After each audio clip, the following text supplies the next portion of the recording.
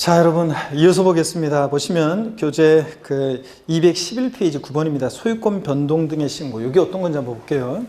자, 먼저 신고 의무인데요. 다음 중 어느 에 해당하는 자는, 자, 여기 밑줄입니다. 과세 기준일로부터 며칠이요? 10일 이내요. 항상 재산세는 언제부터? 아까도 봤다시피 언제 그러면 항상 과세 기준일로부터입니다. 10일 이내예요. 그 소지증활하는 지자청에게 그 사실을 알 수 있는 증거자를 갖추어 신고해야 한다 밑줄이고요. 포인트는 과세 기준일로부터 10일 이내입니다. 사유 발생일로부터 10일, 그럼 틀려요. 사유 발생일이 아니라 과세 기준일로부터 10일입니다. 사유 발생일 아니고. 어떤 사유가 발생했을 때 신고해 주게 됐냐? 자, 박스 안에 동그라미 1번입니다. 재산의 소유권 변동 또는 과세상 재산의 변동 사유가 발생했으나 과세 기준일까지 등기가 이행되지 아니한 재산의 공부상 소유자. 이거 체크합니다. 그 다음에 또 한번 볼게요. 212페이지요. 나머지를 다 외울 건 아니고요. 일단 1번 이해하면서 보는데 1번만 밑줄이고 나머지는 이해하면서 보면 돼요. 2번이요. 상속이 개시된 재산으로서 상속 등이 이행되지 않고 그런 경우에는 주된 상속자가 이게 상속이 개시된 재산이다 이런 걸 신고해 주게 돼 있어요. 3번 사실상 종중 재산으로서 공부상 개인 명의로 등재되어 있는 재산의 공부상 소유자가 이거 실제 종중 재산이다 이런 걸 신고해 주게 돼 있어요. 4번 신탁법에 따라 수탁자 명의로 등기된 신탁재산의 경우는 수탁자가 이거 신탁재산이다 이런 걸 신고해 주게 되어 있습니다. 그러면 이게 어떤 얘기인지 한번 볼게요, 여러분들. 자, 이거 이런 얘기예요. 우리가 납세 의무자에서 이런 거 배웠었는데 뭘 배웠냐면 여기 보세요. 갑과 을이 부동산을 거래하잖아요. 매매하는데 어떤 부동산을 갑과 을이 매매하는데 자, 그랬을 때 만약에 계약금, 중도금, 잔금을 2020년 5월 31일 날 잔금을 치렀어요. 근데 소유권 이전 등기는 을 명의로 등기는 6월 20일 날 등기가 됐어요. 그래서 우리가 납세의무자에서 배운 게 이거잖아요. 이럴 때 당연도 납세의무자는 누가 되느냐? 원칙적으로 누가 납세의무자가 된다고 배웠어요? 누가 납세의무자일 때? 매도인과 매수인 중에서 갑과 을 중에서 누구예요? 을 매수인이라고 배웠잖아요, 여러분. 아이고 이거 중요한 건데. 자, 그래서 언제를 기준으로 판단해요? 과세 기준일 6월 1일 날. 6월 1일 날 봤더니 자, 만약에 여러분 보세요. 등기가 5월 30일 날 잔금도 치르고 등기까지 다 됐어요. 그러면 당연도 납세의무자는 누구예요? 완벽하게 매수인 을이지. 6월 1일 날 봤을 때 완벽하게 공부상이든 사실상이든 매수인이 소유하고 있으니까. 근데 문제는 이렇게 등기가 이제 6월 20일 날 등기가 됐어요. 자, 그러면 자, 과세 기준을 봤더니 공부상으로는 여전히 갑 소유잖아요. 공부상으로 소유자가 갑이고, 보세요. 공부상으로는 여전히 소유자가 갑이고, 그 다음에 5월 30일 잔금 치렀으니까 6월 1일 현재 재산을 사실상 소유하는 자는 매수인 을이잖아요. 자, 그래서 보세요. 권리 변동이 있는데 과세 기준일까지 등기가 이행이 안 됐을 때는 이 공부상 소유자가 있잖아요. 과세 기준일로부터 10일 이내 6월 10일까지 있잖아요. 이런 권리 변동 사실에 대해서 계약서 첨부해서 시장군수한테 신고해 주게 돼 있다는 얘기예요. 그래서 이 신고를 했어요.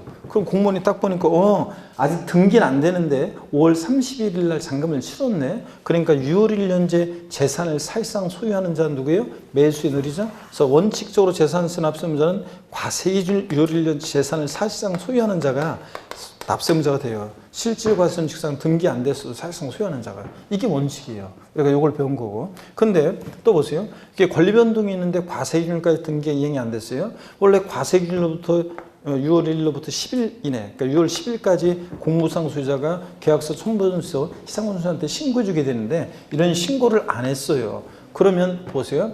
권리 변동이 있는데 권리 변동 사실을 신고 안 해서 과세권자가 사실상 소유자가 누군지 알 수 없다. 그럴 땐 누가 납세의무자가 된다고 앞에서 배웠었어요? 공부상 소유자가 납세의무자가 되는 경우도 있다고 배웠잖아요. 납세의무자에서 지난주에 이거예요. 자, 그래서 이게 권리 변동이 있는데 과세 기준까지 등기가 이행이 안 됐을 때는 과세 기준부터 10일 이내에 이게 신고해 주게 돼 있다는 얘기입니다. 이 신고를 했다. 그래서 자, 사실상 소유자가 누군지 알게 되면 납세의무자는 이제 사실상 소유자가 되는 거고요. 이런 얘기입니다. 그러니까. 자, 그러면 2번을 봅니다. 직권조사 봅니다.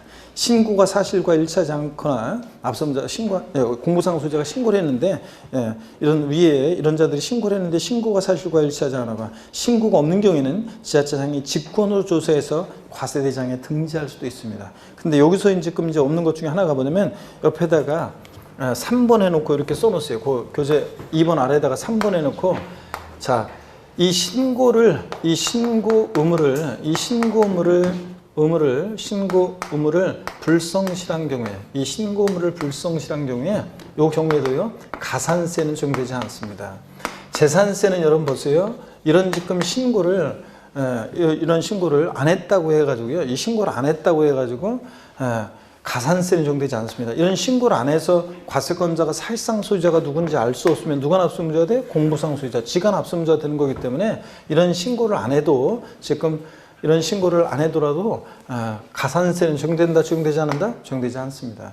재산세는 보통 징수 방법으로 많이 징수되고 어떤 경우에도 가산금만 적용되지 가산세가 적용되지 않는 세금이라고 그랬잖아요. 그죠, 여러분들? 그러니까 이런 신고는 정확한 납세 의무자에게 세금을 부과 고지하기 위한 징수 편의를 위한 신고예요. 여러분, 재산세는 보통 징수하니까 이 모든 사실들을 지자체 장이 지가 조사해서 알아내가지고 정확한 납세 의무자에게 정확하게 세금을 부과 고지할 의무가 누구한테 있냐면 지자체 장한테 있는 거예요. 그런데 다만 이런 신고를 해달라는 것은 협조 의무 같은 거예요. 자, 그렇기 때문에 협조 의무가 정확한 세금을 부과 고지하기 위한 협조 의무 같은 거기 때문에 이런 신고를 안 했다고 해도, 자, 납세 의무자 이런 신고를 안 하더라도 가산세는 적용된다, 적용되지 않는다? 적용되지 않습니다. 시험에서 이런 신고 의무를 불성실한 경우에는 신고 불성실 가산세 적용된다. X입니다. 아셨죠? 요거.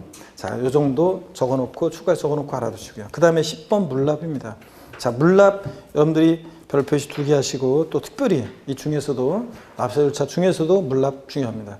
자, 물납은 여러분요 시험에 또 최근에 계속 나왔고요. 올해는 분할납부가 더 중요하지만 그래도 물납도 주의해서 보셔야 됩니다. 먼저 물납의 요건과 범위입니다. 세금은 금전 납부가 원칙인데 예외적으로 물건으로 납부할 수 있죠. 물납에 허용되는데 물납의 요건과 범위를 봅니다. 지자체장은 자, 재산세, 부가세인 지방교육세 및 병기세인 지역자원시설세를 제외하고 도시적분 포함한 계속 밑줄입니다. 납부세액 1천만 원 초과하는 경우에 밑줄이고 동그라미 1번입니다. 재산세 물납은 납부할수 얼마 초과할 때 할 수 있다고요? 1,000만 원 초과할 때 할 수 있습니다. 그 다음에 세 번째 줄 납세의무자 신청을 받아 밑줄이고 동그라미 2번이요. 물납은 과세권자가 알아서 인정해 주는 게 아니에요. 뭐냐면 납세의무자 신청을 해줘야 됩니다. 그 다음에 해당 지자체 관할구역에 있는 부동산에 대하여만 밑줄이고 동그라미 3번입니다. 그래서 재산세는 물납을 하는데 어떤 걸 물납하느냐? 부동산이긴 한데 다른 시군구에 있는 건 안 되고 해당 지자체 과세 관할구역 내 부동산에 대해서만 할 수 있습니다. 그래서 서울특별시 강남구의 재산세를 납부할 때는 재산세 그 관할구역, 그러니까 강남구 관할구역 내 부동산으로만 물납할 수 있는 거지 서초구라든가 성남시나 광명시에 있는 거로 된다 안 된다? 안 됩니다. 자, 그 다음에 물납을 허가할 수 있다 밑줄이고 동그라미 4번입니다. 물납은 신청했다고 무조건 받아주는 게 아니에요.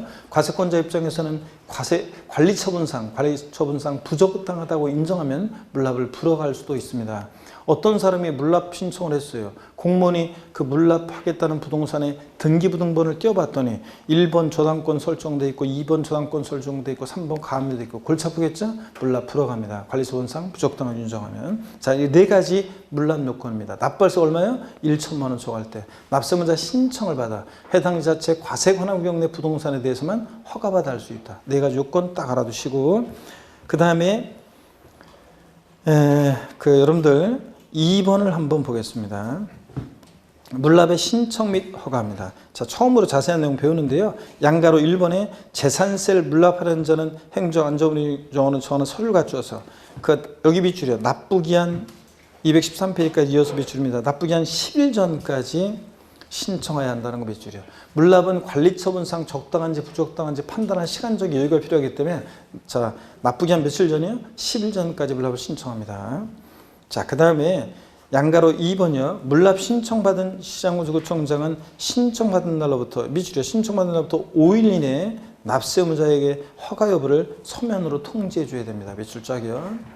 그 다음에 양가로 3번 물납 허가를 받은 부동산을 물납했을 때는 납부기한 내에 납부한 것을 본다 밑줄이요. 당연히 그러죠. 금전 납부 원칙에 의해서 물납하는 거니까 당연히 물납하게 되면 납부기한 내에 납부한 것으로 봐줘야죠.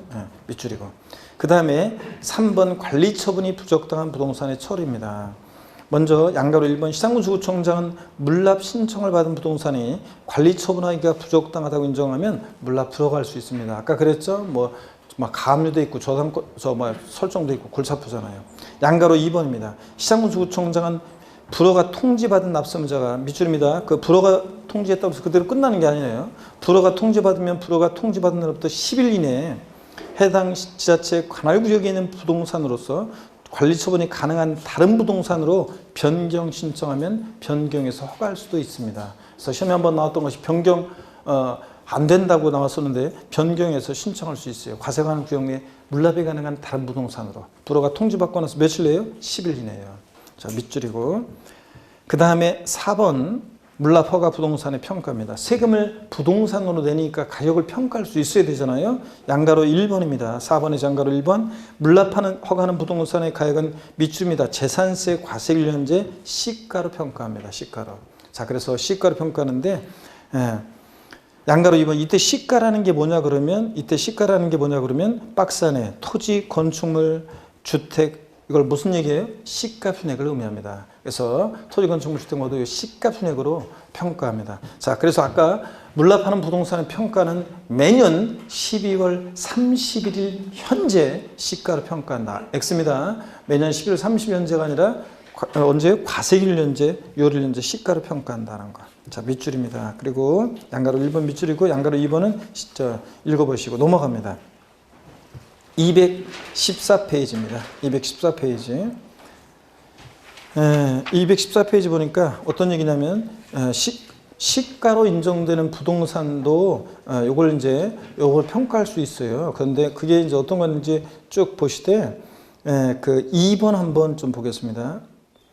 2번 보니까 시가로 인정되는 가액이 두 개 이상이다 그러면 재산세 과세일로부터 가장 가까운 날에 해당한 가액이 한다. 밑줄짝이요. 자, 우리가요 물납하는 부동산의 평가 그 1번 내용 같은 건 어떤 건지 하면 길게 나와 있는 것이 이런 얘기예요. 여기 보세요.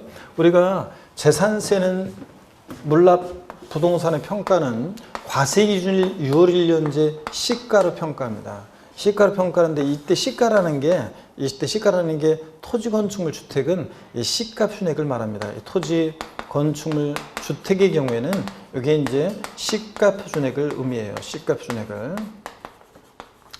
순액을 의미하는 건데, 그럴 때 원래는 물납하는 부동산의 평가는 그 과세기 6월 1년제 주택이면 개별주택 가격이나 공동주택 가격, 토지 같으면 개별공시가 등 이 시가 순액으로 평가해요. 그거로 가액을 평가하는데, 다만 과세기준 6월 1일 전 6개월 내 기간 동안에 있죠. 6개월 내 기간 동안에 만약에 요때 감정기간에 감정받은 감정가액의 평균액이 있다. 그러면 감정가액. 자, 수용을 당해서 보상금액 받은 게 있다. 그럼 보상가액. 뭐 이런 것들을 시가로 볼 수가 있어요. 이렇게 시가로 봐가지고 이런 걸로도 평가할 수 있거든요. 근데 여기 보세요. 근데 과세기준 6월 1일 전 6개월의 기간 동안에 시가로 보는 가액이 2개 이상이다. 그럼 어떤 것으로 평가하느냐? 그럴 때는 과세 기준일로부터 가장 가까운 날에 해당하는 가액으로 평가한다. 그런 얘기입니다. 이해되십니까, 여러분? 그래서 물납하는 부동산의 평가는 과세기 6월 1년제 시가로 평가하는데, 시가라는 것은 시가순액을 의미하고, 자, 6월 1일 전 6개월 기간 동안에 시가로 보는 가액들 이런 것들이 있으면 이런 거로도 평가할 수 있는데, 이게 2개 이상일 때는 어떻게 한다? 과세 기준으로부터 가장 가까운 날에 해당하는 가액으로 평가한다. 이런 얘기입니다. 아시겠습니까, 여러분? 한번 이해하시면 되는 그런 것들은 깊은 내용인데 오늘 처음 배웠습니다. 자, 그 다음에 기출 체크 문제 한번 보겠습니다. 214페이지 우리 문제 기출문제 보니까 지방세법상 재산세 물납에 관한 설명으로 틀린 것은 그랬습니다. 1번에 지방세법상 물납의 신청 및 허가 요건을 충족하고 재산세 도시적분 포함한 납부세액이 1천만 원 초과하는 경우에 물납이 가능하다. 그렇죠? 납부월세 얼마? 1천만 원 초과할 때요. 2번 서울특별시 강남구와 경기도 성남시의 부동산을 소유한 자의 성남시 소재 부동산에 대해서 부과된 재산세 물납은 성남시 내에 소재하는 부동산만 가능하다. 그렇죠? 다른 시군구 안 되고. 3번 물납 허가를 부동산을 행정안전부령이 정한 바에 따라 물납했을 때는 납기 내에 납부한 것으로 봐줘야죠. 금전 납부 원칙에 의하니까. 4번 물납하려는 자는 행정안전부령이 정하는 서류를 갖추어 그 납부기 한 10일 전까지 관할 지자청에게 신청해 줘야 합니다. 납부기 한 10일 전까지요. 그 다음에 5번 물납 신청 후 불허가 통지받은 경우에 해당 시군구 다른 부동산 변경 신청 후 허용되지 않으며 금전으로만 납부해야 한다. 그래요? 아닙니다. 불허가 통지받고 나서 과세관할 구역 내 물납이 가능한 다른 부동산으로 변경 신청하고 변경해서 허가할 수도 있다고 그랬습니다. 안 된다. 틀렸습니다. 그래서 5번이 정답이었습니다. 자, 그 다음에 215페이지 봅니다. 분할납부 별표 3개 합니다. 올해 분할납부는 특히 재산세 분할납부는 잘 보셔야 됩니다. 분할납부 요건인데요. 수정을 해야 됩니다. 이거 개정 내용이 반영이 안 돼 있어가지고 양가로 1번 지자체장은 재산세 납부세 500만 원 초과를 얼마 초과로 바꿔요? 250만 원 초과로 바꿉니다. 250만 원 초과하는 경우에 납부할 세액이 그러니까 밑줄이고 재산세 납부세 250만 원 초과 500 초과를 500을 250만 원 초과로 바꿔놓고 동그라미 1번이요. 납부할 세액의 일부를 밑줄이고 동그라미 2번이요. 전반이고 일부를 납부기한이 지난 날부터 2개월 이내 분할납부기 할 수 있다. 밑줄이고 동그라미 3번입니다. 그래서 분할납부는 납부기한 지나서 몇 개월이요? 2개월이요. 그러면 7월 31일이 납부기한일 때는 분할납부는 언제까지 할 수 있다는 거예요? 9월 30일까지. 만약에 9월 30일이 납부기한일 때는 납부기한 지나서 2개월이니까 11월 30일까지 분할납부할 수 있다는 얘기입니다. 납부기한 지나서 몇 개월? 2개월이니까. 자, 그 다음에 양가로 2번 분할납부라는 자는 자 여기 밑줄입니다. 재산세 납부기한까지 신청서를 제출해야 한다고 했죠. 그래서 납부기한까지는 아까 물납은 납부기한 며칠 전까지요? 10일 전까지 신청해야 돼요. 물납은 납부기한 10일 전까지 신청해야죠. 그래야지 관리처분상 적당한지 부적당한지 판단하니까. 근데 분할납부는 납부기한까지만 신청하면 돼요. 얘는 10일 전 아니에요. 여러분들 이걸 주의합니다. 나중에 비교해서 강조 드리겠습니다. 요약식 하면은 하여튼 납부기한까지고 10일 전 아니고. 그 다음에 2번이요. 분할납부 세액의 기준 얼마를 어떻게 분할납부할 수 있느냐? 거기 납부할 세액 1천만 원 이하를 얼마로 바꾸냐면 500만 원 이하로 바꿉니다. 500만 원 이하 500만 원 초과로 바꿉니다. 예? 숫자를 표해서 분할납부 소리 기준 표 2번에 양가로 1번 분할납부 세액 기준에서 그 표를 납부할 세액 1천만 원 이하 1천만 원 초과로 돼 있잖아요. 이것을 500만 원 이하 500만 원 초과로 고칩니다. 그 다음에 개정이 됐고 그래. 또 분할납부 금액에서 1천만 원 이하일 때 500만 원 초과하는 금액을 얼마로 고치냐? 250만 원 초과하는 금액으로 고칩니다. 250만 원 초과하는 금액으로 고쳐요. 그러면 재산세는 분할납부가 올해 500이었다가 250만 원 초과로 바뀌었어요. 그럼 절 보세요. 그 처리 기준은 그럼 배예요. 250만 원 초과할 때 분할납부 할 수 있으니까 처리 기준은 배예요. 그래서 500만 원 이하 500만 원 초과로 나눠서 500만 원 이하일 때는 250만 원 초과하는 금액을 분할납부할 수 있다. 이 말은 무슨 얘기냐? 잘 보세요, 여러분들. 만약에 재산세 납부할 세액이요. 납부할 세액이 만약에 400만 원입니다. 400만 원이에요. 그러면 자 재산세 납기가 7월 16일부터 7월 31일까지라고 하면 자 얼마를 어떻게 최대 분할납부할 수 있냐 그러면 납부할 세액이 400일 때 납기 내에 자 500 이하일 때는 250만 원 초과하는 금액을 분할납부할 수 있다. 그 말은 원래 납기는 최소한 얼마요? 250만 원 깔아놓고 최소한 250 깔아놓고 납부기한 지나서 2개월이니까 언제예요? 네? 9월 30일까지 분납할 수 있는데 이 분납기한까지 9월 30일까지 최대 분할납부할 수 있는 금액은 납부할 세액이 400일 때 250만 원 초과하는 금액 분할납부할 수 있다. 이 말은 납기 내에는 최소한 250 깔고 나머지 분할납부라는 얘기예요. 그러니까 최대 분할납부 가능한 금액은 얼마예요? 150만 원 분할납부 가능합니다. 할 수 있어요, 여러분들. 작년에 비슷한 게 종부세에서 나왔었고 제가 맨날 400으로 예를 들었었는데 종부세에서 요거 나왔었습니다. 자, 제가 얘 든 대로 그대로. 자, 여러분 보세요. 자, 그러면 이거 가능한지 한번 보세요. 재산세 납부할 세액이 400일 때 납기 내에 300만 원 내고 분납기간 내에 100만 원 내는 거 됩니까? 돼야 안 돼요? 이거 돼야 안 돼요? 예? 자, 최소한 250만 원 깔아와 넣으면 되는 거죠. 500 이하일 때 250만 원 초과하는 금액 분할납부할 수 있다. 그 말은 원래 납기는 최소한 250 깔고 나머지 금액이니까 납기 내에 300 내고 분납기간에 100만 원 내는 거 됩니다, 여러분들? 예, 돼요. 자, 그러면 이번엔 또 이렇게 하겠습니다. 납부할 세액이 400일 때 납기인에 예를 들어서 200 내고 분납기간 내에 200 내고 돼야 안 돼요? 안 됩니다. 이거는. 왜냐하면 최소한 납기인에 얼마 깔아놔야 돼? 250 깔아놔야 되니까. 이해되십니까 여러분? 이런 의미입니다. 그래서 최대 분할납 400일 때 최대 분납 가는 금액 150만 원 이런 거 할 수 있어야 됩니다. 딱 외워두시고요. 사례를. 자, 그러면 개정 내용 고쳐놓고 올해 2020년 개정세법 시험에 나옵니다. 이거는 잘 보셔야 되고, 그 다음에 양가로 2번 납세고지서의 고지는 쭉 읽어보시면 됩니다. 그 다음에 12번 가상금과 중과상금은 우리 앞에서 조세 총론에 다 했어요. 지방세는, 국세는 종전에 가상금 규정이 이제 삭제되고 납부지연 가산세로 납부 불성실 가산세랑 통합됐는데, 지방세는 가상금 규정이 그대로 있습니다. 가상금이라는 것은 납세 고지서를 발부해서 징수되는 세금, 납부기한 하루만 딱 지나도 체납세액이 몇 프로? 3%. 맨 아래 나와 있죠? 깔고. 그 다음에 계속 안 내면 중과상금 적용되는데 216페이지 중과상금. 납기 후 매 1개월 한 달씩 경과할 때마다 몇 프로씩? 0.75%, 1만 분의 70에 0.75%씩 중과상금 적용됩니다. 끝까지 버티면 몇 개월이요? 60개월까지. 양가로 2번 60개월 초과할 수 없도록 하고. 그래서 0.75% 곱하기 60이니까 중과상금은 체납세액의 최대 45%, 일반 가상금 3% 합치니까 가상금은 체납세액의 최대 몇 프로? 48%까지 적용될 수 있다. 그랬죠, 여러분? 네. 그 다음에 양가로 3번 국가와 지자체, 또 대해서는 국가지자체 또 체납된 납세고지로 세액이 30만 원 미만일 때는 중과상금 적용하지 않는다. 자, 중과상금 적용할 때 30만 원 미만은 중과상금 적용하지 않습니다. 그러니까 이상부터 적용하는 거고. 그 다음에 이 경우 같은 납세고지에 둘 이상의 세목이 함께 적혀 있을 때는 어떻게 한다? 세목별로 판단한다. 재산세 고지서에 지역자원시설세가 나란히 병기되어 있을 때는 30만 원 미만인지는 재산세에 따로, 지역자원시설세에 따로 판단하는 거지. 요거 납세 고지서별로 판단한다 그러면 틀려요. 자, 이거 세목별로 판단합니다. 그런 얘기고. 그 다음에 기출 체크 문제 한번 보겠습니다. 자, 지방세법상 재산세 부가징수에 관한 설명으로 틀린 건데 1번 재산세는 관할지자체장이 세액을 산정하여 보통징수 방법으로 징수한다. 그렇죠? 보통징수로.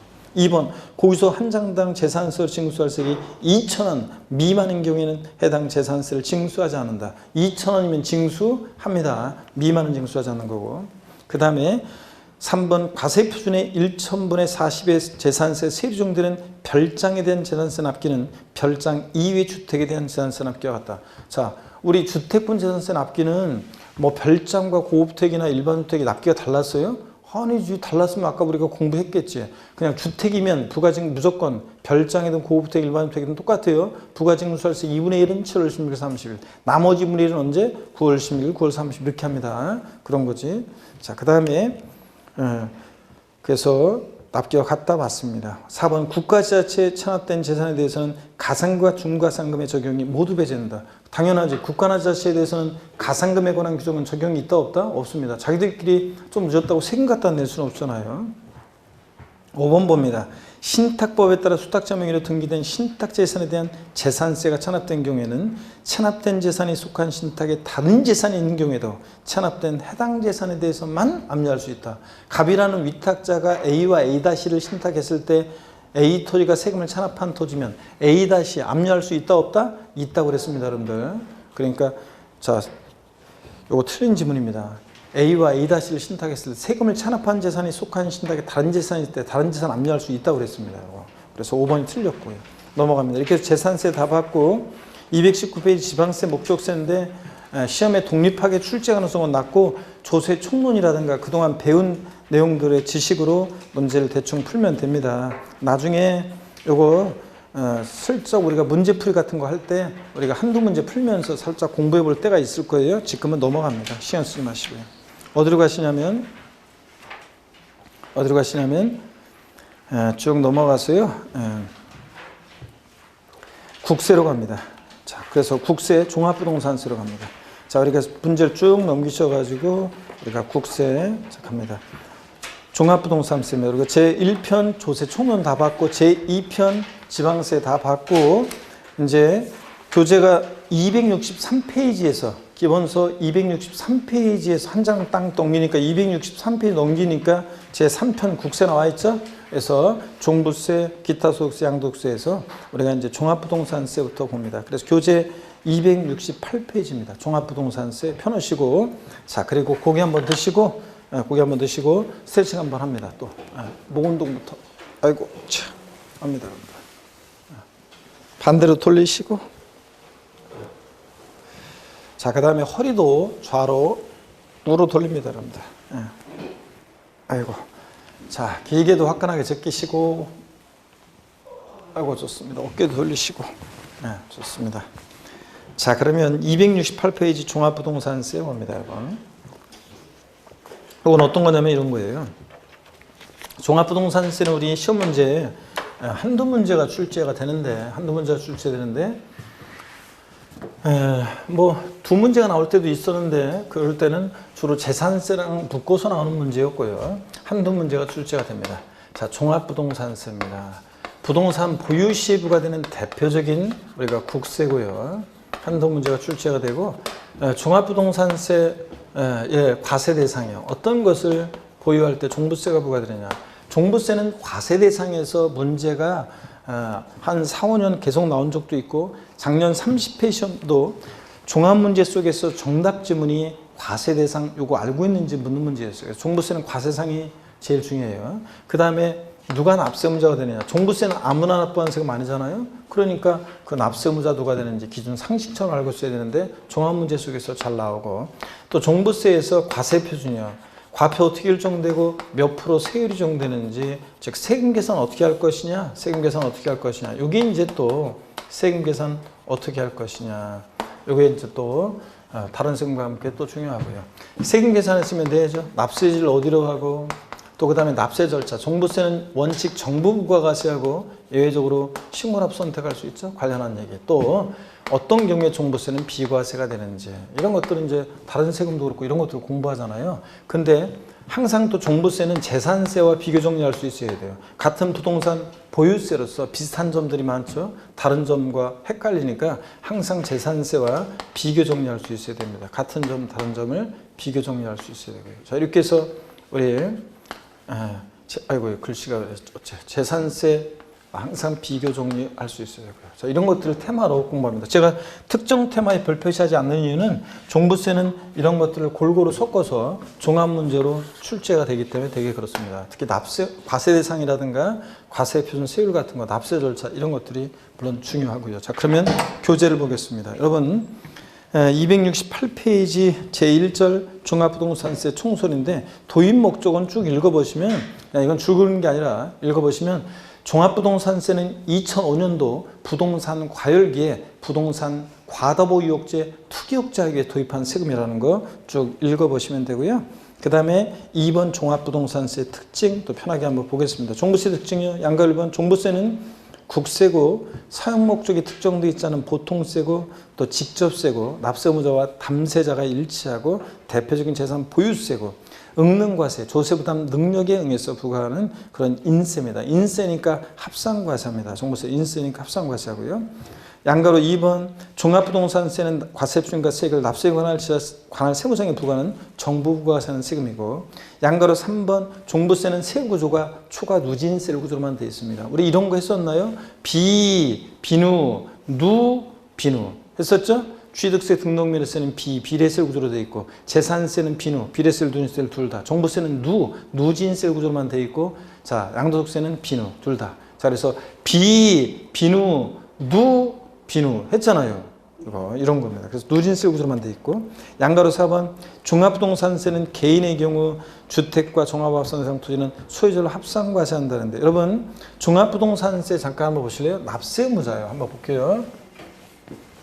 종합부동산세 납세의무자는 누가 되냐면 우리 같은 자연인 개인뿐만 아니라, 종부세 납세의무자는 우리 같은 개인뿐만 아니라 법인이나 단체도 종부세 납세의무자가 돼요. 법인이나 단체도. 자, 그랬을 때 법인이나 단체도 납세의무자가 되는데, 개인이 납세의무자일 때 예전에는 종부세를 세대별로 합산했어요. 세대별로 합산과세했습니다. 1세대인이 갖고 있는 재산을, 토지나 주택을 전부 다 합산해가지고 과세했었는데, 지금 세대별 합산하지 않고 개인은 부부의 경우에도 개인별 합산합니다. 개인별로 따로따로 합산합니다. 개인별 합산하는 거지 부부 합산하지 않고 세대별 합산하지 않습니다. 그래서 이것이 갖는 의미, 자 기초 과정에서 말씀드렸어요. 기본 과정에서. 그래서 종부세를 절세하기 위해서는 세대원 간의 소유를 어떻게 하는 게 좋다? 분산하는 것이 좋습니다. 그렇잖아요, 여러분들. 예? 자, 공시가격 5억짜리 주택을 자 갑과 을이 1세대원 갑과 을이 갖고 있어요. 자, 예전에는 세대별 합산했으니까 합치니까 10억. 그래서 종부세 주택분 6억 초과니까 납세자가 됐었는데 지금 개인별 합산함으로 인해서 개인별 따로따로 합산하니까 6억 초과하지 않았죠. 5억씩이니까 그러니까 종부세가 과세지 않는다. 이런 것들을 공부했습니다. 우리가. 자, 그래서 개인별 합산이고 법인이나 단체는 법인별 합산합니다. 상법상 모회사, 자회사 관계에서도 법인별 합산한다. 이런 정도 여러분이 아시고요. 자, 그래서 합산과세하고요. 전국에 있는 토지나 주택 가격을 개인별 합산입니다. 법인은 법인별 합산입니다. 그 다음에 종부세 분할 납부 규정 두고 있고요. 물납은 안 되는데 분할 납부는 되고요. 그 다음에 종부세도 또 재산세처럼 항상 과세 기준일 6월 1일 기준으로 뭐든지 판단합니다. 이때 납세는 수상조 성립하고요. 269페이지 봅니다. 세대 범위인데요. 1세대, 세대 요건, 그래서 원칙 한번 읽어볼게요, 제가. 자, 우리가, 종부세의 세대별 합산과세하는 건 아닌데 나중에 이제 1세대 1주택에 대해서는 특별히 이제 종부세 세금 혜택을 주는 게 있어요. 그런 거에서 나오는 건데, 자, 세대란 주택 또는 토지 소유자 및 그 배우자가 그들과 동일한 주소곳에서 생계를 같이 하는 가족과 함께 구성하는 1세대를 말합니다. 그리고 이어진 얘기 읽어보시는 거고, 예외 배우자와 함께 원래 1세대를 구성하는데 배우자 없이도 1세대를 구성하는 경우가 있어요. 나중에 양도소득세에서 똑같이 또 나와요. 그때 또 좀 보시기로 하고, 2번에 보니까 1세대의 유예를 보겠습니다. 혼인한 날로 함으로써 1세를 구성한 경우에는 밑줄입니다. 혼인한 날로부터 5년 동안은 주택 또는 토지를 소유한 자와 그 혼인한 자별로 각각 1세대로 본다. 밑줄 짝입니다, 여러분. 자, 그러니까 여러분 보세요. 우리가 종부세 있잖아요. 개인별 합산이에요. 개인별 합산인데 혼인하게 돼요. 남자도 예를 들어서 공시가격 5억 원인 주택, 부인도 결혼하는 여자도 만약에 공시가 5억인 주택, 그러면 각자 개인별일 때는 5억씩이니까 주택분 6억 초과하지 않았으니까 납세문제가 아닌데, 이게 혼인해서 1세대 2주택이 되면 이제 1세대 2주택이 되면 그러면 이제 1세대 2주택이 되면 이게 나중에 이제 보는데 1세대 1주택자는 이제 이따가 나오는데 우리가 기본과정에 배웠어요. 과세 표준 결정 시 기초공제 3억 원이라고 해서 1세대 1주택자 할 때는 기초공제 3억 원 공제를 받고, 또 연령별 보유견별에 따라서 세액공제 혜택도 있어요. 그런데 혼인하게 되면 1세대 2주택이 되니까 이런 세액공제 혜택을 못 받아요. 그러면 혼인했다는 이유만으로 당연히 세금 부담이 늘어나는 결과가 생기잖아요. 자, 각자 1세대 1주택자일 때는 여러 가지 그런 세액공제 혜택을 받았었는데, 그래서 그렇게 결혼했다는 이유만으로 세금을 더 내게 돼? 그러면 안 되잖아요. 그렇지 않아도 결혼 안 하는데 청춘들이. 그러다 보니까 혼인한 날 몇 년 동안은 5년 동안은 각각 1세대라 보니까 5년 동안은 1세대 1주택자로서의 혜택을 받을 수 있다 없다? 있다는 얘기예요. 뒤에 나오는. 자, 밑줄이고, 그 다음에 양가로 2번은 또 재작년에 개정이 된 건데, 노부모를 동거분양해서 세대를 합칩니다. 합감으로써 과세기준제 60세 이상의 직계 존속과 1세를 구성하는 경우에는 여기 밑줄입니다. 맨 마지막 합가한 날부터 몇 년이요? 10년 동안은. 가로 안에 합가한 날 당시에는 밑줄입니다. 계속 60세 미만이었으나 합가한 후 과세기준제 60세에 도달하는 경우에는 합가한 날부터 5년의 기간 중에서 60세인 기간 동안만 되는데 5년의 기간이라고 되는데 이걸 10년으로 고칩니다.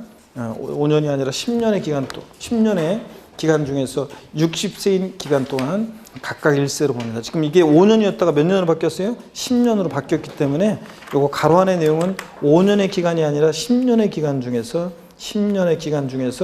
60세인 기간 동안 각각 1세로 본다. 이게 무슨 얘기인지 한번 설명을 드려볼게요, 여러분. 여기 봅니다.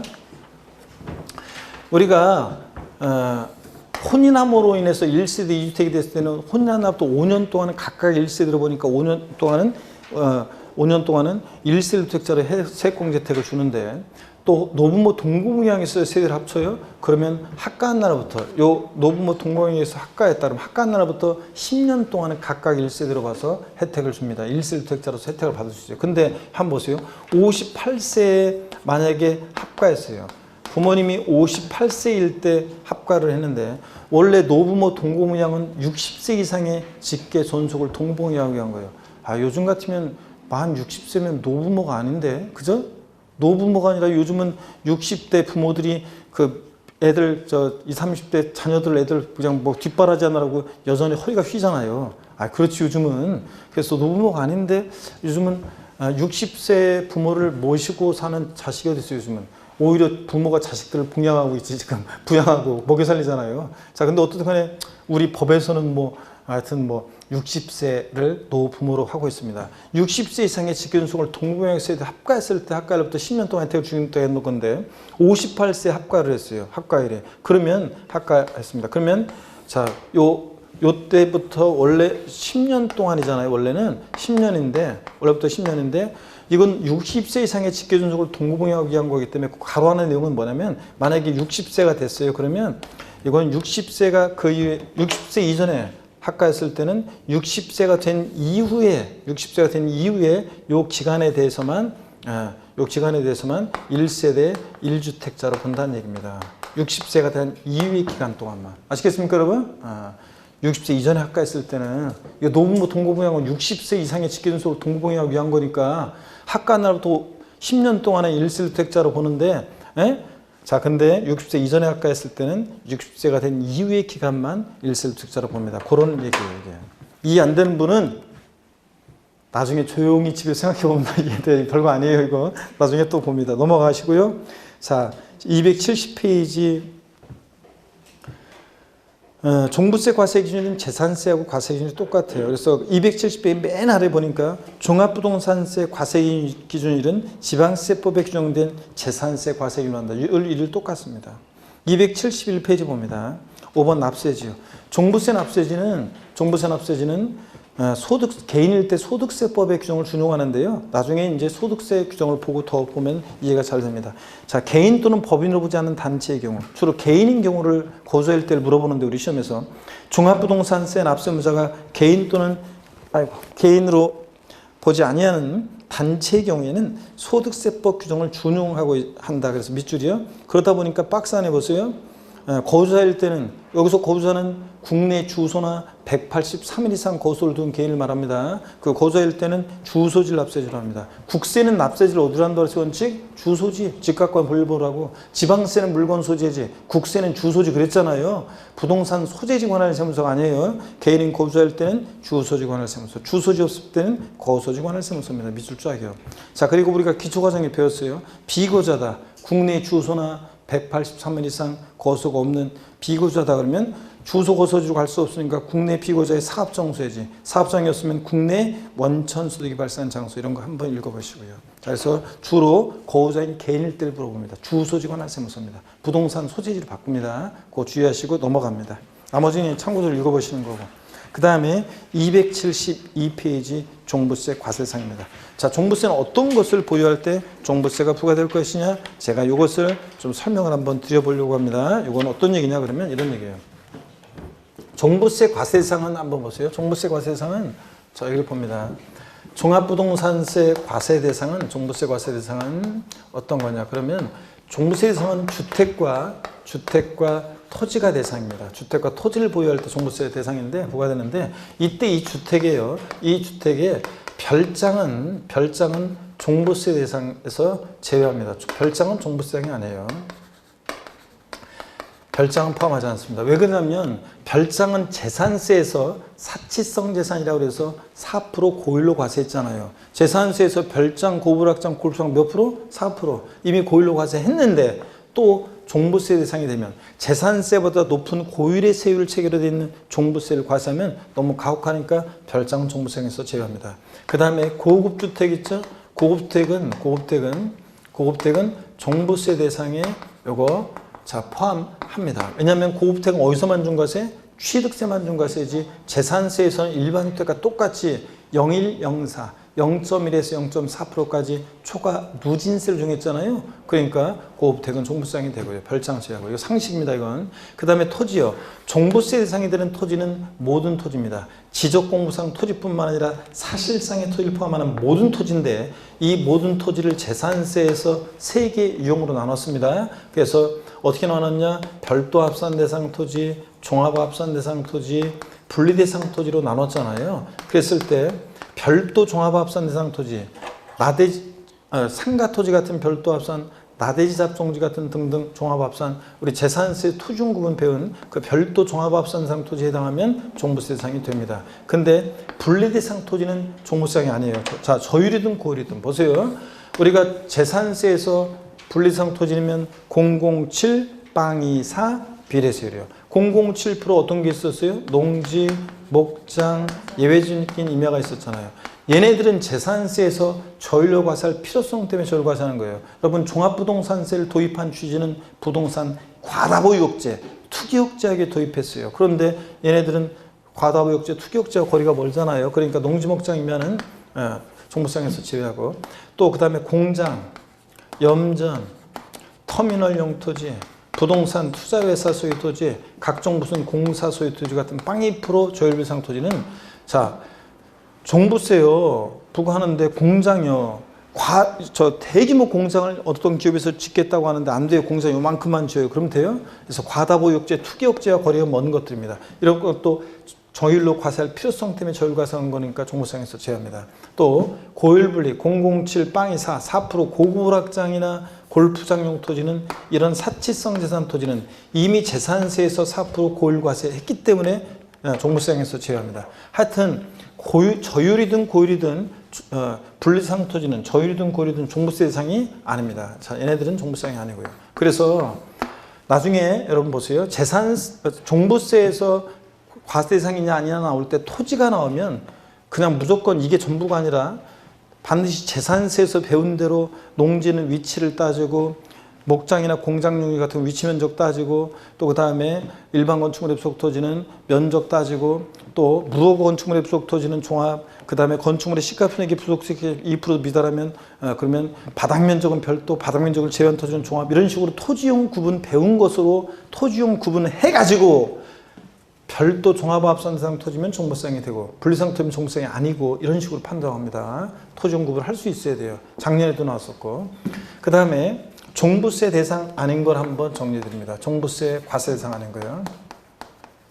종부세 대상 아닌 거예요. 과세 대상인 걸 말씀드렸고 아닌 거 한번 봅니다. 먼저요. 건축물이요. 어떤 건축물이든 건축물은 종부세상이 아닙니다. 이게 상가용이든 공장용이든 그 다음에 고급 오락장용이든 하여튼 어떻든 간에 건축물 종부세가 아니라고 할 수 있는 분명히. 그 다음에 선박, 항공기, 건축물, 선박, 항공기 이런 것도 아닙니다. 그 다음에 분리과세 대상 토지 아니라고 그랬죠. 제가 분리과세 대상 토지 저율이든 고율이든 아니라고 금방 말씀드렸습니다. 또 별장 아니라고 그랬죠. 별장도 금방 아니라고 그랬습니다. 종부세가 아니고. 그 다음에 또 보세요. 이런 것도 있어요. 합산 배제 대상 주택 그래가지고 전국인 주택을 합산할 때 합산해서 배제시키는 합산 배제 대상 주택이 있습니다. 이건 어떤 거냐면 여러분요. 종부세 주택은 종부세는 전국인 주택을 합산해서 과세하는데 합산해서 배제시켜. 그러니까 실질적으로 종부세 대상이 아닌 주택이 있는데요. 어떤 게 대표적이냐 그러면 임대주택 같은 거예요. 일정한 요건을 갖춘 임대주택 같은 게 그렇습니다. 여러분, 아유 이거 괜히 쪽으로 갔네. 여기 봅니다. 임대주택 같은 거 제외합니다. 우리가 임대주택 같은 것은 많이 공급되는 게 좋아요. 과다보유를 억제하는 게 좋아요. 국가적 입장에서. 그렇죠? 서민들의 주거 안정을 위해서 임대주택 많이 공급되는 게 좋기 때문에 종부세 합산 대상에서 배제시켜요. 실제로 종부세상이 아닙니다. 임대주택이라든가 그 다음에 더 있습니다. 임대주택이라든가 기숙사 및 사원용 주택이나 주택건설사업자 미분양주택이나 가정 어린이집용 주택이나 등록 문화주택 등등이 있습니다. 이따 교재를 보면서 다시 한번 볼 거고요. 종부세 대상인 것과 아닌 걸 반드시 여러분들이 알고 계셔야 되고 교재를 보겠습니다. 272페이지입니다. 과세 대상 보시니까요.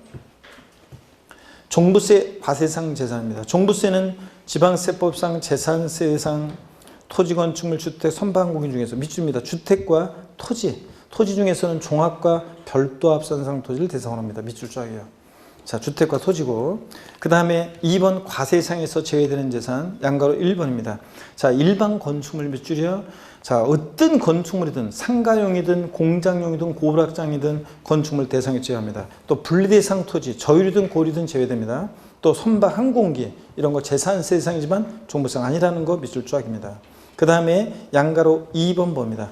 상시 주거용으로 사용하지 않고 휴양, 피서, 위락 등의 용도로 사용되는 별장 밑줄이요. 별장은 주택법상 재산세 대상이지만 종부세 대상에서 제외합니다. 밑줄 쫙이요. 별장 그 세 번째 그 아래로 두 줄 내려와서 제외한다 밑줄이요. 왜냐하면 재산세에서 이미 별장은 4% 고율로 과세했기 때문에 종부세상에서 제외합니다. 밑줄이요. 고급택은 포함이지만 별장은 제외합니다. 자, 그래서 거기 우리 교재 핵심 정리 표에서 종부세상 인것과 아닌 걸 정확히 하셔야 되는데 별표 표시하시되 주택에서 별장은 아닌데 그 주택의 고급택은 포함이라고 그 종부세 대상 주택에 주택법에 의한 주택 그 맨 첫 번째 동그라미 1번 동그라미 1 표에서 동그라미 1번 주택에서 동그라미 1번 주택법상 주택에다 저입구리 땡냐에서 고급택 포함 이렇게 써놓으세요. 고급택 포함. 고급택은 대상이 된다고 그랬잖아요, 제가. 그죠? 고급택 포함 이렇게 해놓고. 별장은 아니고 종부세 대상이 되는 주택에 고급택 포함 이렇게 해놓습니다. 고급택도 대상이 되고요. 자, 그 다음에 나머지는 여러분이 읽어보시면 되겠습니다. 종부세 대상 인것과 아닌 것. 그래서 별도 합산, 종합합산상 토지는 대상이 됩니다. 거기. 자, 우리가 다 배웠던 것들이에요. 그 별도 합산상 토지는 영업용 건축물의 속토지 기준면적 이내일 때 별도 종부세이고 건축물이 없더라도 자동차 운전하고 있는 토지, 운수회사의 차고지처럼 별도 합산상 토지를 의지하는 토지들이 있었죠? 대상이 되고 종합합산은 나대지 잡종지라든가 자, 그 다음에 기준면적을 초과한 토지라든가 뭐 이런 것들 종부세상이 되는 것들 우리 종합합산상 토지는 종부세상이 됩니다. 이런 것들 재산세 토지용 구분을 할 수 있어야 돼요. 273페이지 건축물은 어떤 건축물이든 종부세상 아니라는 거 여러분 선방 공개 아니고 주의합니다. 자, 이렇게 해서 받고 기출 체크 한번 봅니다. 종부세 대상 종합부동산세법상 종합부동산세 대상인 것은 그랬습니다. 1번 취득세 중과세인 별장 아니라고 그랬죠? 이미 재산세 골과세했으니까. 2번 관계법령에 따른 사회복지사업자가 복지설에 소비 목적으로 사용하도록 하기 위해서 1990년 5월 1일부터 수행하는 농지 종농 매사농에서 사죠? 음성 꽃동네에서 농지를 갖고 있는데 생산된 농산물을 판매하는 게 아니라 자기들 식탁에 올릴 때 이 사회복지사업자가 자가 소비용에 사용하는 농지는 법 및 단체 소유인데 종농 매사농에 속해 있죠? 뭐예요? 분리니까 종부세가 아니고. 그 다음에 3번 건축물, 4번 공장건축물. 이거 어떤 건축물이든 건축물은 종부세상이 아니라고 했습니다. 자, 5번 건축법 등 관계법령에 따라 허가받을 건축물로서 허가받지 아니한 건축물의 부속 토지. 토지가 나오면 반드시 토지용을 구분해야 돼. 무허가 건축물의 부속 토지는 어느 형의 토지예요? 별도 분리 종합 중에서 어떤 거예요? 건축물은 나대지를 본다고 그랬잖아요. 무허가 건축물의 부속 토지는. 그러니까 뭐예요? 종합. 시험에 이거 여러 번 나왔는데 이게 상식처럼 쓰라고 그랬는데 여러분들. 그래서 무허가 건축물의 부속 토지는 종합이니까 종부세형이 됩니다. 토지가 나오면 반드시 토지용을 구분해야 돼. 2번이나 5번처럼 토지가 나오면 반드시 무조건 그냥 외워서 짐작으로 하는 게 아니라 토지가 나오면 토지용을 구분해서 별도 종합이면 종부세형이 되고 분리상토면 아니고 아셨죠? 재산세 토지용 구분을 꼭 해야 됩니다. 그리고 비과세 봅니다. 273페이지 7번 비과세 등. 그래서 1번 본문을 볼게요. 지방세 특례제한법 또는 조세 특례제한법에 의한 밑줄입니다. 재산세 비과세 과세면제 경감에 관한 규정은 종부세 부과할 때 준용해요. 그러니까 재산세가 비과세 감면되면 그대로 종부세도 보다 비과세 감면됩니다. 밑줄 쫙이요. 자, 그리고 넘어갑니다. 274페이지 조례에 의한 감면은 됐고요. 그 기출 체크 문제 26회 때 문제 또 한번 보세요. 종합부동산세 과세기준련제 과세상이 아닌 것을 자산이 아닌 것을 모두 고른 것은 그랬습니다. 보니까 기억번 여객자동차 운송사업 면허를 받은 자가 그 면허에 따라 사용하는 차고용 토지 운수회사의 차고용 토지는 토지가 나면 토지용을 구분해야 되는데 자동차 운전학원용 토지 운수회사의 차고지 기사분들을 관리하는 컨테이너 박스만 있고 이런 거 공지 상태잖아요. 이런 거 뭐라고 그랬어요? 공지 상태지만 어느 형의 토지를 사업용 토지로 봐서 뭐로 과세해? 별도 합산 과세했잖아요. 그죠, 여러분들? 제가 맨날 수업 시간에 이 기출되기 이전부터 옛날에 운전면허학원 딸 때 에피소드와 함께 운수의 차고지 예를 들어서 이게 나왔었어요. 그래서 이거 별도 합산이니까 종부세상이 됩니다. 니은번 국내에 있는 부부 공동명의 지분 비율이 동일하고 일실택의 공시가격이 10억 원인 경우. 자, 종부세는 개인별 과세합니다. 그러니까 개인별 과세니까 이거 얼마씩 나눠지냐면 5억씩 공유하고 있는 거예요. 주택부는 6억 초과해야지 납세문제가 돼요. 그러니까 5억씩 공유하니까 6억 초과하지 않았으니까 이 부분은 종부세 대상이 아닙니다. 자, 즉 이 주택은 종부세 대상이 아니고 공장용 건축물, 어떤 건축은 아니라고 제가 맨날 얘기했어요. 그 다음에 리을번 회원지역 골프장 토지. 토지라면 토지용을 구분해야 되는데 골프장, 고부락장 토지는 토지가 어느 형의 토지예요? 어느 형의 토지로 구분과세했어요?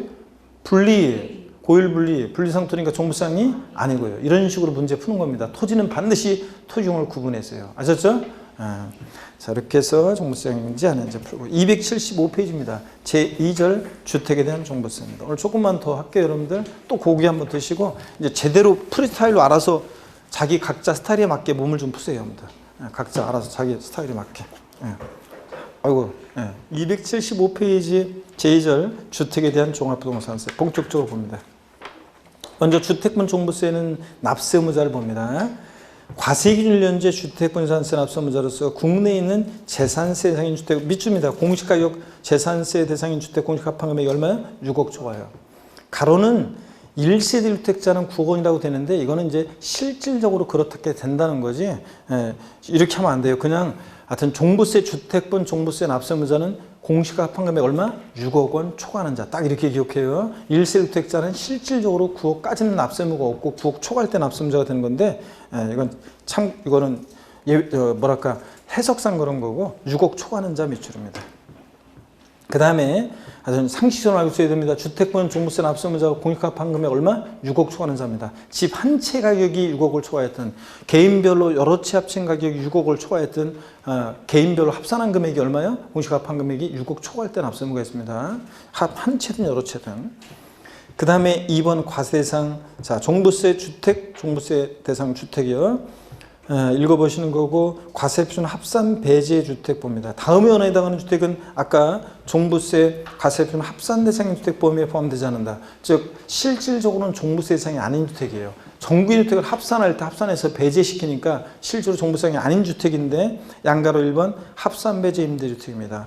자, 민간임대주택에는 특별법규정에 따른 민간임대주택이나 공공주택 특별법규정에 따른 공공임대주택이나 다가구 임대주택 같은 이렇게 일정한 요건을 갖춘 우리 기본서 이제 법령에 보면 요건이 쫙 나와 있는데 그 요건을 우리가 다 할 수는 없고요. 요건이 엄청 복잡하게 바뀌었어요. 더군다나 요새 계속 임대주택이 종부세 합산 배제 대상이 되는데 합산 배제시키는데 다만 이게 또 이제 복잡해요. 뭐 조정대상 지역 내에서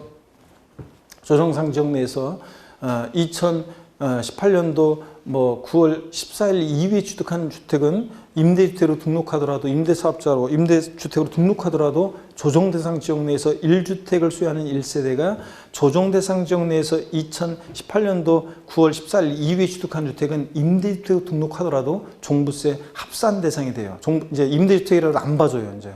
자, 그렇기 때문에 요 광명시에서 만약에 2018년 저 원래 주택이 하나가 있었는데 없었으면 괜찮은데 하나가 1세대원이 주택 하나가 있었는데 또 만약에 광명에서 2018년 조정상 지역이잖아요. 조정상 지역에서 2018년 만약에 9월 14일 이후에 취득한 주택은 주택을 취득해가지고 그 주택 하나에 대해서 임대주택으로 등록했다 할지라도 이제는 종부세 합산 대상이 돼요.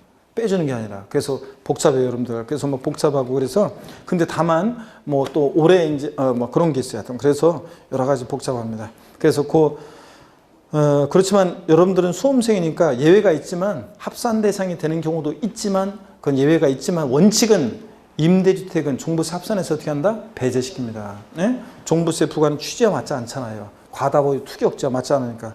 제외하고 양가로 2번 합산 배제 기타 주택 그래가지고 하나 또 체크입니다. 종업원의 주거에 제공하기 위한 기숙사및 사원용 주택이요. 종업원의 후생복지를 위한 거니까 제외합니다. 밑줄. 또 주택 건설 사업자 건축 수요하고 미분양 주택 밑줄이요. 어쩔 수 없이 미분양돼서 보유하는 거니까 자 제외합니다. 그 다음에 가정 어린이집용 주택 밑줄이요. 제외합니다. 이런 것들은 종부세 부과하는 취지와 맞지 않잖아요. 과다보유 억제, 투경 억제와 맞지 않으니까 제외합니다. 넘어갑니다. 그래서 276페이지 합산배제 대상 주택 정리해서 또 쭉 나와 있어요. 그래서 자세한 내용은 필요 없고 제목만 아시면 되는데 합산배제 주택에서 다른 거는 지금 다 체크를 했습니다. 거기 기타 표에서 핵심 정리 표에서 기타를 봅니다. 기타에서 동그라미 1번이요. 문화재 보호법에 따른 등록 문화재 주택 밑줄이요. 이런 것들은 전부 다 합산해서 배제시킵니다. 제가 맨날 대부분 기본소 같은 게 없었어도 제가 등록 문화재 주택은 맨날 제가 설명을 했었는데 제 요약심이나 이런 데서 기본소나 이런 데서 근데 이게 시험에 또 나왔었어요 작년에. 자 그래서 요거 체크하시고 그 다음에 기출 체크 문제 요거 문제는 신경 쓰지 마세요. 요게 지금 요게 임대주택에 대한 요건이 지금 최근에 이게 많이 바뀌어가지고 이게 지금 2번 요 기출 체크 문제가 2번이 정답인데 여기에 해당되는 임대 합산 배제에서 배제되는 이 임대주택은 요게 이제 2018년도 3월 31일까지 임대주택으로 등록한 경우만 임대사업자로 등록한 임대주택으로 등록한 경우만 요 장기 임대주택으로 등록한 경우만 배제되는 그런 것의 요건이고 막 그래서 막 복잡해요. 그래서 이런 거 신경 쓰지 마세요. 277 자, 합산 배제 임대주택 요건이 쫙 나오고 막 그러는데 이런 거 신경 쓰지 마세요. 그냥 엄청 복잡하게 바뀌었어요. 뭐 연 임대료 증가율이 연 임대료에다가 연자가 빠지고 임대료 증가율이 5%를 넘으면 안 되고 막 이런 것도 나오고 신경 쓰지 마세요. 넘어갑니다. 자 이렇게 해서 주택분 종부세 과세상, 납세무자 이런 것들 합산배제 임대주택 봤고요. 284페이지 갑니다. 과세표준 계산. 그래서요 종부세 이제 이 과세표준 과세율. 자 주택분에 대한 종부세 과세표는 어떻게 일정되고 몇 프로 세율 정되는지 이 세율도 또 이제 개정안이 나오고 그랬는데 요 관련한 얘기들 이런 것들 우리가 이제 쭉 또 합니다. 그래서 이 주택분까지만 오늘 대충 한번 시간은 늦었지만 좀 보고 갔으면 좋겠네요, 여러분들. 그래서 주택분 종부세 과세표는 어떻게 구하는지 요까지만 하나도 조금이라도 더 봐놔야지 좀 다음에 우리가 또 몇 번 안 남았어요, 이제 수업이. 그죠, 여러분들? 3월달 코로나로 시작해서 뭐 어영부영 하다 보니까 3월달이 지나고 4월달이 됐는데 4월달도 벌써 4월 중순이 돼가지고 벌써 얼마 안 남았잖아요. 그죠? 오늘 지나면 이제 오늘까지 해서 이제 두 번 남았죠? 4월 달은 벌써 2번밖에 안 남았어요. 그래서 이게 시간이 금방 지나갑니다. 그래서 여러분들 다음 주가 우리 휴강인가요? 선거 때 선거날 휴강이고 그러니까 지금 벌써 얼마 안 남았잖아요. 그러면 2번 남은 건데 그러니까 야 진짜 얼마 안 남았네요. 그래서 이 2번 동안 이거를 다 봐야 되기 때문에 오늘 조금만 더 보고 가셔야 됩니다. 자 힘내시면서 284페이지 종부세 과세표준 계산 보겠습니다. 먼저요. 주택에 대한 종합부동산세 과세표는 납세무자별로 주택 공시합산한 금액 가로 안에 과세일연제 세대연 중 1인이 해당 주택을 단독 소유한 경우에는 법령이 정하는 1세주택자의 경우는 그 합산한 금액에서 3억 원을 공제한 금액에서 또 6억 원을 공제한 금액에 부동산 시장 동향과 재정 여건을 고려해서 100분의 60부터 100분의 100까지 범위에서 대통령령으로 정하는 공정시장가를 곱한 금액을 한다. 복잡하게 돼 있네. 그 금액이 0보다 작으면 0으로 본다. 소주 마련 계산하지 않겠다 했는데 이 길게 읽은 얘기가 그 핵심 정리 있죠? 여기만 별표시해 놓고 기억하면 돼요. 이 핵심 정리에 나와 있어요. 요것만 기억하시면 되는데 종부세 과세표준이요. 일반적인 주택분 종부세 과세표는 요 표만 보면 돼요. 여기다가 핵심 정리만 별표시해 놓고 거기 위에는 신경 쓰지 마시고요. 그 길게 읽은 얘기는 여기에 핵심이에요. 여기가. 자, 일반적으로 주택분 과세표준 공시가판 금액에서요 6억 공제합니다. 왜 6억을 공제해요? 6억 원까지는 납세무 없잖아요. 6억 초과하는 자가 아까 납세무자였잖아요. 그러니까 공시가판 금액에서 6억 공제합니다. 그리고 여기서 끝나면 안 되고 반드시 재산세처럼 종부세도 과세표준 결정 시에 공정시장가액을 곱해요. 현재 공정시장가액이 몇 프로예요? 90% 곱합니다. 자, 이거 곱하는 금액이고. 그래서 시험에서 종부세 주택분 과세표준 금액은 공시가격 합한 금액에서 6억 원을 공제한 금액으로 한다 마침표 이러면 틀려요. 공시가 합한 금액에서 6억 공제한 금액에다가 공정시장가액 반드시 몇 프로? 90% 곱한 금액입니다. 또 2번 1세대 주택자 과세표. 여기서 1세대 주택자는 그 1세대 주택자 앞에다가 단독 소유라는 말을 좀 껴놓으세요. 단독 소유 1세 1주택자여야 돼요. 공동 소유 안 돼요. 2번 1세 1주택자 과세표준에서 그 1세대 1주택 앞에다가 단독 소유라는 말을 끼워넣어요. 단독 소유 1세 1주택자의 과세표준은 공시가판매에서 3억 원 기초공제하고 또 6억을 빼요. 그러니까 일반적인 1번 그 위에 일반적인 주택분보다는 3억 원을 더 공제해줘요. 3억 기초공제하고 또 여기서 6억을 빼요. 그러니까 실제로 9억 공제하죠. 그러니까 아까 봤다시피 단독소유 1세 주택자는 실질적으로는 공시가격 9억 원까지 종부세가 과세되지 않는다 그런 얘기입니다. 여기서 끝나면 안 되고 얘도 반드시 여기다 뭘 곱한다? 공정시장가 몇 프로요? 90% 곱합니다. 그러면 여기 어떤 건지 기본 과정에서도 1월 과정에서도 제가 주택분 종부세 이거 과세표준 구하는 거 사례 연습했었는데 또 한번 이거 연습해 보겠습니다. 어떤 건지 여기 한번 보세요 여러분들. 과세표준 어떻게 결정하느냐 여기 보겠습니다. 이거 무슨 얘기냐면 이런 얘기예요. 자, 1세대원이 있어요. 1세대원이 있는데 갑이 공시가격 주택인데요. 공시가격 10억인 주택을 보유하고요. 을은 공시가격으로 4억 원인 주택을 보여요. 이 집 지금 1세대 2주택입니다. 1세대 2주택이에요. 그랬을 때 을은 종부세 납세문자가 되겠습니까? 을은 납세문자 돼야 안 돼요. 자, 부부도 개인별 과세요. 종부세는 개인별 합산이니까 따로따로 해요. 개인별. 다른 세대는 없다고 하고 하여튼 갑과 을이 있을 때 개인별 합산이니까 을 개인별로 따졌을 때 주택분은 6억 초과해야 되는데 4억이니까 6억 초과하지 않았으니까 납세는 없습니다. 갑은 종부세 납세 문제가 되죠? 6억 초과했으니까 주택분 6억 초과하면 납세 문제가 됩니다. 그러면 갑에 대한 종부세를 계산해 보면 공시가격 합판금액에서 얼마 공제예요? 6억 공제합니다. 일반적으로는 1세대 1주택자만 3억 기초공제지. 6억 공제한 금액으로 한다 그러면 틀리고 여기다 공정시장가를 몇 프로요? 90% 곱합니다. 아까 재산세는 과세표준 결정 시에 시가편액에다가 토지건축물은 공정시장가의 비율 아까 재산세 몇 프로? 70%. 주택은 아까 몇 프로? 60% 곱했잖아요. 종부세는 미리 말씀드리면 주택분이 토지분이든 무조건 공정시장가 몇 프로냐? 올해 90%예요. 내년에는 이게 95% 되는데 올해는 90%입니다. 자, 그러면 여기서 10억에서 6억 빼니까 4억에다가 4구 36이니까 3억 얼마예요? 6천만 원. 3억 6천만 원이 과세 표준 금액이 됩니다. 아셨죠? 그럼 또 이번엔 이렇게 해보겠습니다. 이번에는 또 보세요.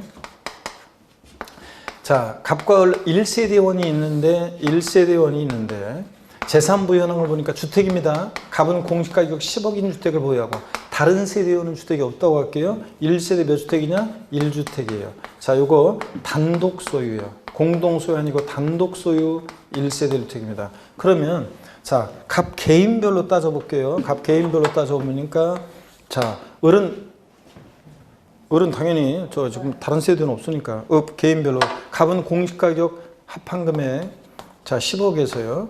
6억 초과했으니까 납세문제가 되는데 과세표준 구할 때 공시가판금에서 얼마 공제합니까? 단독소 1세 주택자니까 기초공제 3억 원 해줘요. 그리고 또 여기서 얼마를 빼요? 6억을 공제해요. 일반적인 거 6억을. 그러니까 실질적으로는 9억 원까지 단독소 1세 주택자는 공시가격으로 9억 원까지는 과세하지 않는 거예요. 자, 그 다음에 여기다 끝나면 안 되고 공정시장가 몇 프로? 90% 곱합니다. 그러니까 얼마예요? 9천만 원. 이런 식으로 과세표준을 구합니다. 아셨죠? 네. 그 다음에 또 이번에 이렇게 한번 해보겠습니다.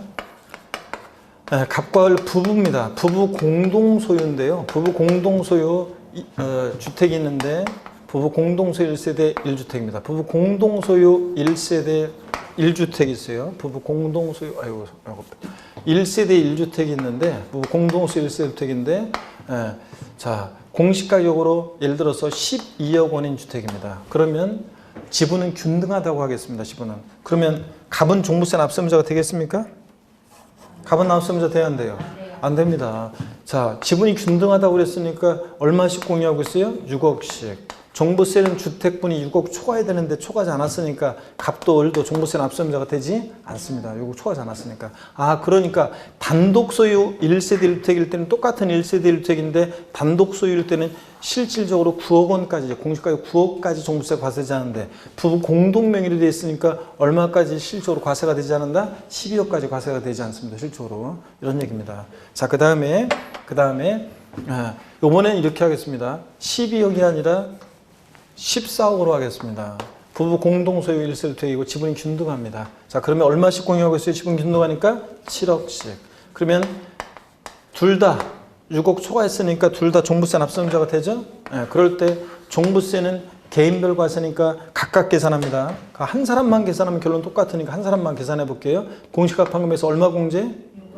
자, 단독소 1세대 1택일 때만 기초공제 3억 원 해주는 거지, 공동소 1세대 1택이면 기초공제 안 해줘요. 6억 공제하고 여기다가 공정시장가액 비율 90%인데 90% 곱하고, 그러니까 얼마? 9천만 원. 이런 식으로 과세 신고합니다. 아셨죠 여러분? 이렇게 하는 거 하시면 되고요. 그 다음에 세율 및 세액인데요. 세율 및 세액인데, 요거는 다음 시간에 봐야 되겠네요. 그래서 다음 시간에 여러분 보세요. 다음 시간에 종부세 나머지 다 보고, 다음 시간에 그 다음에 종부세를 다 보고, 그 다음에 어디로 갈 거냐면 이제 소득세 넘어가서 양도소득세까지, 자 다음에는 양도세까지 쭉 넘어갑니다. 그래서 양도세까지 쭉 할 거예요. 자, 그래서 다음 시간에는 또 양도소득세를 또 쭉 많이 나갑니다. 양도세를. 그래서 오늘은 일단 여기까지 하겠습니다. 요 종부세 세율 좀 보려고 그랬더니 시간이 많이 늦어가지고, 세율은 조금 주의해서 1세대자 세액공제까지 봐야 되는데 지분력이 떨어진 상태에서 보면 좀 그러니까 제대로 된 때 다시 시작할 때 보도록 하겠습니다. 여러분 고생 많으셨고, 오늘 재산세, 우리가 재산세 중요한 내용들 또 역시 봤어요. 재산세, 과세표준 세율, 이런 것들. 세율에서 분비는 종류에 갔더니 별류였더라. 건비.